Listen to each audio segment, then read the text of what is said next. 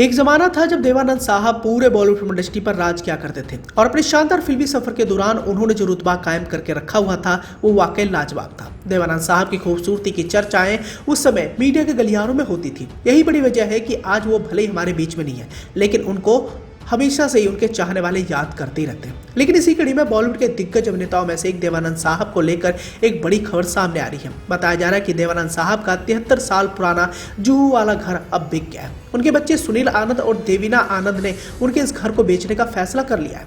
Media में आई खबरों के मुताबिक बताया गया है कि उनके इस घर को तोड़कर 22 मंजिला टावर बनाया जाएगा। वहीं इसके लिए उन्हें काफी मोटी रकम भी मिली है।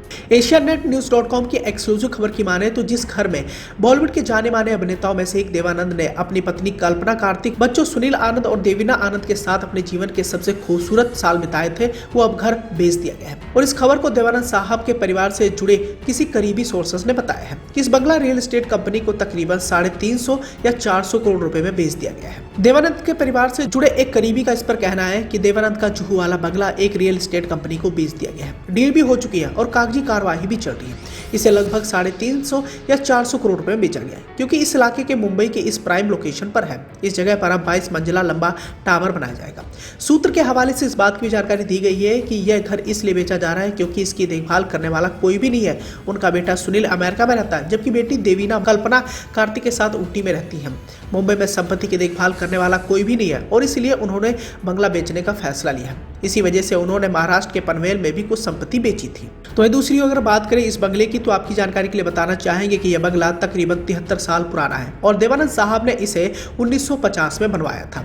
जब देवानंद साहब ने जुहू में घर बनाने का फैसला किया था तो ये एक ऐसा इलाका था जिसके बारे में बहुत ही कम लोग जानते थे। इस बारे में उन्होंने एक इंटरव्यू में बातचीत करते हुए इस बात की जानकारी दी थी कि मैंने अपना जुहू वाला घर 1950 में बनवाया था। उस समय जुहू एक छोटा सा गाँव था और वहाँ पूरा जंगल ही था। मुझे ये पसंद आया क्योंकि मैं अकेला था। जुहू में अब बहुत भीड़ हो चुकी है और खासकर रविवार को तो ये बहुत ज्यादा लोगों से भरा भी रहता है।